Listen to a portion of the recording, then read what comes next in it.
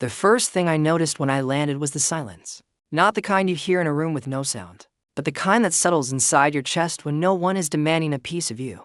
No crying kids, no phone buzzing with guilt-tripping texts, no mother knocking on your door with another excuse for someone else's neglect. Just silence and peace. I stayed in a small cabin near a quiet lake up north. No distractions, no pressure to perform or help or fix. I slept in until noon. I made breakfast at 2 p.m. if I felt like it.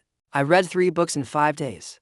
I even cried once in the middle of a thunderstorm, ugly, soul-cleansing tears that cracked something open inside of me, and I didn't miss them. Not even a little. The wedding came and went. I know this because I eventually turned my phone back on, and it was flooded. Missed calls, voicemails, texts, pictures, even one video that someone had tagged me in by accident. The entire family was there smiling, dancing, dressed to the nines. Mom wore blue. Dad looked weirdly proud. Max and Ellie were flower girl and ring bearer, all cleaned up like little dolls. Leela stood at the center in white, beaming like royalty. And in not a single photo, not one was my absence even mentioned. I was erased completely, like I had never been a part of them, like I had never mattered at all. But the fallout came soon after. The first message that felt real came from an unexpected person, my cousin Jane. She messaged me a week after the wedding. "Hey, I just wanted to say, I think what they did was wrong. You should have been there." We all said it, actually. Even Ben's family noticed. It was weird. Cold. "I'm really sorry." I stared at the screen for a while. I hadn't realized how much I needed to hear that. Not an apology from Leela. Not guilt from Mom. Just someone acknowledging that what happened was not okay. I didn't reply right away. I needed time to let it sit. But that message gave me something Leela never could: validation. Eventually, I returned home. To my apartment. To my life. To my own rhythm. It took time. But I started filling in the blank spaces they'd left behind.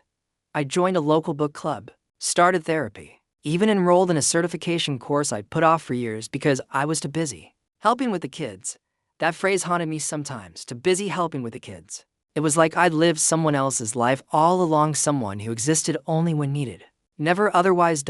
And now, I was figuring out who I was without them. About a month after the wedding, Leela showed up at my apartment. No warning, no call, just a knock on the door. And there she was, holding a gift bag and looking more nervous than I'd ever seen her. I opened the door slowly. Neither of us spoke for a second. Then she said, "Can I come in?" I hesitated, then stepped aside. She walked in, placed the bag on the coffee table, and looked around like she hadn't been there in years. And in truth, she hadn't. Not really. "This place is nice," she said quietly. I didn't answer. She sat down. I stayed standing. "I wanted to say I'm sorry," she finally said. "Really, I was wrong. And I think deep down, I knew it. But I didn't want to face it. Still, I said nothing. I took advantage of you," she continued, "for years. And when it came time to show you how much you meant to me, I failed. Miserably." She looked up at me then, eyes glassy. "I didn't invite you because I didn't want to deal with how guilty I felt. Because you were the one who raised Max and Ellie more than I did. And I didn't know how to reconcile that. That one hit hard, because it was the truth." She finally said the quiet part out loud. "I wasn't just a babysitter." I said softly, "No." She agreed. "You weren't. You were their second mother. And I robbed you of the chance to even watch them walk down the aisle." We both sat in the silence for a moment. Then she pushed the gift bag toward me. "I know this doesn't fix it. Nothing can. But I want you to have this." I looked inside. It was a framed photo of Max and Ellie holding a sign that said, "Thank you for raising us when Mom couldn't." My throat tightened. She added, "They don't understand it fully yet. But one day, I'll make sure they know everything." I didn't cry, but I did exhale something I'd been holding in for years. Forgiveness, I learned, doesn't come from grand gestures. It comes from truth. And for the first time, Leela had finally brought me some. It didn't mean we were okay right away. There was no magical reunion, no family hug montage. But something shifted. She started sending updates, not asking me to babysit, but just sharing stories. She invited me over for dinner with the kids. No expectations, no guilt, just a seat at the table. And Mom, slowly, began to change too. She apologized in her own awkward way. Said she didn't realize how much she put on me. Dad never said much, he never did, but he started treating me like an adult, asking about my work and my future like it mattered. And Max and Ellie, they hugged me tighter now. Like they knew, even if they couldn't say it yet. They knew. One night, I was putting Ellie to bed during a visit, just tucking her in. Nothing heavy, when she looked up at me and said, "I like it when you're here. Mommy always seems nicer when you're around." It made me laugh, and ache, and heal, all at once. So, where does that leave me now? I'm not going to lie and say everything is perfect. It's not.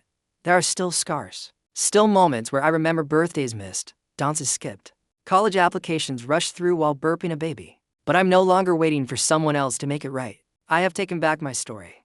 I still see the kids. I still talk to Leela. But now, it's on my terms. I don't jump when they call. I don't cancel plans to fix their messes. I don't sacrifice my time for people who can't see my worth. Because I've learned something powerful. Being family doesn't mean being their servant. Being loving doesn't mean being used. And most importantly, saying no doesn't make you selfish. It makes you free. So, to anyone who's ever been the forgotten one, the silent sibling, the background caretaker, let me tell you this. Your worth is not tied to how useful you are. You don't have to earn love through exhaustion. And if they can't see your value without demanding your labor, walk away. Let them learn what your absence really means. Because sometimes the loudest statement you can make is choosing yourself. The hearing date finally arrived. I walked into that courtroom wearing my mother's favorite scarf, the same one she used to wrap around me on cold mornings before school. It felt like armor, like she was with me, whispering, "You're not alone." My siblings were already there. Sarah avoided eye contact. Her lips were pressed into a tight line, like she was holding in a scream. David sat upright and rigid, thumbing through his copy of the will like it was the Bible. Michael scrolled on his phone until the bailiff told him to put it away. I didn't sit near them. As the proceedings began, my lawyer Naya laid everything out with precision and fire. She started with the timeline of my father's illness, noting how rapidly his cognition declined after Mom's death. Then she pointed out the meeting David scheduled with the financial planner the same day my father had forgotten my birthday and asked the hospice nurse where that nice girl had gone. He was already losing pieces of himself. Then came the journal entries. Naya read a few aloud. "I hope Tom doesn't forget what Alina's given. She gives everything and asks for nothing." The courtroom was still. You could almost hear the breath catching in Sarah's throat. For once, they couldn't twist my intentions into selfishness. This wasn't a money grab. This was years of love and labor no one else had to give. The opposing counsel argued that the will was valid and clear, that Dad was of sound mind, that love doesn't always equate to inheritance. And sure, that's legally true. But emotionally, morally, it was garbage. I took the stand last. My hands were trembling, but my voice didn't shake. "I'm not here because I want more than my siblings," I said. "I'm here because I gave more and I was left with less than nothing. No home, no security, no acknowledgement, just a letter telling me to be strong, like strength was a reward instead of a burden." The judge listened carefully. She didn't show emotion, didn't nod or frown, but I saw something shift in her eyes. Recognition, maybe, or empathy. I wasn't sure, but it gave me the courage to finish. My father loved all of us. I don't doubt that. But somewhere along the way, my love became invisible because I didn't make noise. I didn't ask for anything, so they gave me nothing. I sat down, and I waited. For days after the hearing, I didn't hear a word. No texts, no calls, not even from Sarah, who usually couldn't stand silence for more than a few hours. I didn't know if they were scared, ashamed, or strategizing, but I didn't care anymore. I had already spoken my truth. A week later, the judge's ruling arrived. Portions of the will were to be set aside due to compelling evidence of diminished capacity and suspicious influence during the financial revisions made close to my father's death. The court ruled that the estate would be equitably redistributed. In plain English, I won. Not everything. I wasn't trying to take the entire pie, but the judge awarded me 25% of the total assets, including a share of the house proceeds, a portion of the savings, and part of the business account. Enough for a fresh start. Enough to feel seen. When I read the letter, I didn't cry.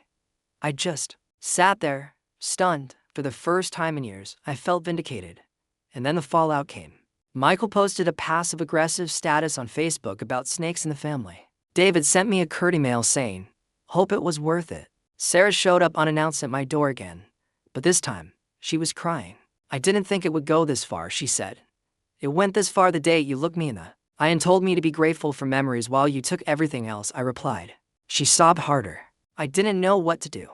David said Dad wanted it that way. Michael just followed his lead. "And you didn't fight us. so I thought maybe you were okay. I wasn't okay, Sarah. I was grieving. I know, she whispered. I'm sorry. I stared at her, unsure of what to believe. Was it guilt? Regret? Damage control? I still don't know if you're sorry for what happened, I said. Or sorry you didn't get away with it. She looked up, eyes red. Both. It wasn't the apology I wanted, but it was the most I'd ever gotten from her. I closed the door gently and didn't invite her in. After the house sold, I used my share to buy a small place on the edge of town. Nothing fancy, just enough space for me, my books, and the quiet I'd earned. I painted the living room the same soft blue my mother loved. I hung photos of my parents not out of obligation, but because I finally could without bitterness stealing. The warmth. Sometimes I still dream about the old house. The creaky stairs, the way Mom hummed while folding laundry, Dad's off-key singing in the shower. I miss them fiercely. But now, when I think of them, I also remember what I stood up for, what I reclaimed. And myself, I remember myself. I've reconnected with some extended family who always saw me, but never got involved out of respect for boundaries. My Aunt Helen told me, your mother would be proud of you. That meant more than she'll ever know. My siblings and I are not estranged, exactly, but we're distant, civil. I get the occasional holiday text from Sarah. Michael and David pretend I don't exist. That's fine. I've made peace with it. Family by blood doesn't mean loyalty by default. The real victory wasn't the money. It was knowing I could stop being silent, that I was never as weak or naive as they made me feel. That love doesn't mean sacrificing yourself to be someone else's stepping stone. I walk differently now, straighter. I speak louder. I take up space, and when people ask what happened with my family, I just smile and say, they taught me to be grateful, and I am. But not for the memories, for the lesson, for the fire, for the strength I didn't know I had until I had to fight for it. I thought cutting them off would give me peace, that maybe, in the silence, I'd find a way to heal. But grief mixed with betrayal doesn't go quiet, it echoes. It rattles around inside you like a ghost that refuses to leave. Every memory of my parents came with the sharp sting of how my siblings had erased me from their legacy. I tried to focus on work. Teaching high school English used to be my joy, but even that began to feel hollow. I'd stand in front of my students and talk about To Kill a Mockingbird or The Great Gatsby while my mind drifted to Dad's letter, replaying his words on loop. Be grateful for the memories. Was that supposed to be enough? Gratitude for the past while my future was stripped away. The final straw came when I received a letter from a real estate agent. David had officially listed the house for sale. No warning, no discussion, just a cold, formal envelope informing me that the property at 83 Winslow Lane will be available for showings beginning next week. That house was my last connection to them, to everything. I hadn't even been allowed to go inside since the will was read. Now it was just inventory. I drove straight there. I didn't care if David was home. I didn't care if it was trespassing. I needed to walk through those rooms one more time, before they were erased by some stranger with a checkbook. But when I pulled into the driveway, I saw the most surreal sight. Sarah and Michael in the front yard, laughing with a couple holding a clipboard. David stood at the front door, shaking hands. They were giving a tour. My body moved before I could think. I slammed the car door and marched up the walk. What the hell is going on? I demanded. Sarah flinched, but quickly recovered with a saccharine smile. Alina, though, hey, we're just showing the place to some potential buyers. David stepped between me and the couple, blocking their view. Not now. I tried to look past him. You couldn't even tell me. Michael finally spoke. Alina, it's not your house. That one sentence. That one knife to the chest. It was our home, I spat. I spent every weekend here for 2 years while you all lived your perfect lives. I earned this place more than any of you. You think Dad didn't see that? Sarah said coolly. Maybe he gave you what he thought you deserved. David added, look, we didn't come here to argue. You've made your feelings clear. You're upset. We get it. But the will is the will. I looked around at the porch swing Mom used to sit on, the flower bed I planted with Dad 2 springs ago. Everything was still there. But it was already gone, and then it hit me. They didn't just take money. They took belonging. That night, I went home and cried like I hadn't cried since I was a child. Not quiet, movie-scene tears, but ugly sobbing.